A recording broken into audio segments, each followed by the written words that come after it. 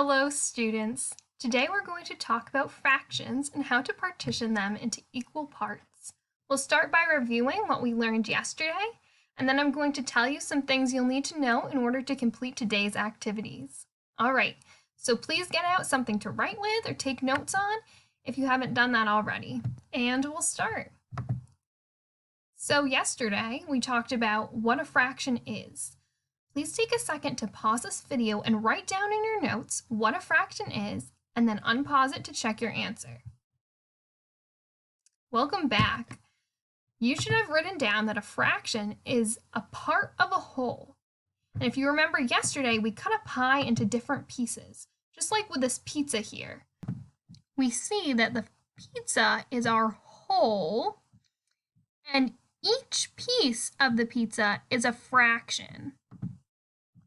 You can see this piece is just one fraction of this whole pizza. Great. So now we know that a fraction is a part of a whole. And here we have a picture of a school of fish.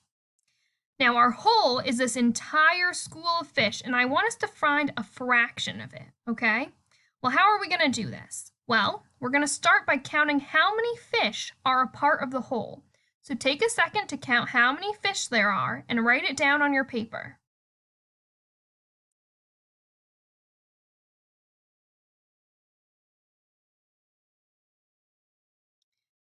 There are 9 fish in this school, so you should have 9 on your paper. Great. So we know that the 9 is our whole. That's representing the whole school of fish, and I want us to find the fraction of these fish that have the color blue. So let's see. This one's blue, and this guy's got some blue. So we have 3 fish that are blue. And here's our fraction. 3 out of the 9 fish here are blue. These 3 fish are just a part of our whole school. So the amount of blue fish in the school is just a fraction here. Now, this could be represented visually with an area model.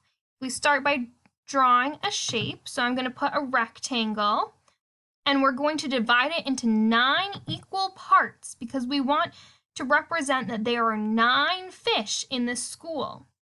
Then, because there are 3 fish out of the 9, we're going to represent that by shading in 3 of the 9 squares. And then we can see in this picture here that we have 3 out of our 9 for our fraction. So 3 fish out of the whole school of 9.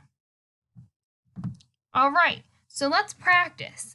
If you remember yesterday, we did an activity where we found fractions for our whole class. So let's use this example again, and we have an image here of our class. And in a minute, I want you to pause the video and write down how many students are in our class and how many students are boys. And I want you to write this in a fraction. So what's the whole number of students in the class, and what fraction of them are boys? Now pause the video and then unpause it when you're done. Welcome back. You should have a fraction written down. Looking at this picture, I know that there are 18 students in the whole class, and then counting how many boys, I found that there were 9 of them. So the fraction of boys in this class should be 9 out of the 18 total students. Now I want you to draw this visually using a rectangle and dividing it into how many students there are in the class, and then coloring in the amount that are boys. So please pause the video again and then unpause it when you're done. Welcome back again. Let's review our area model.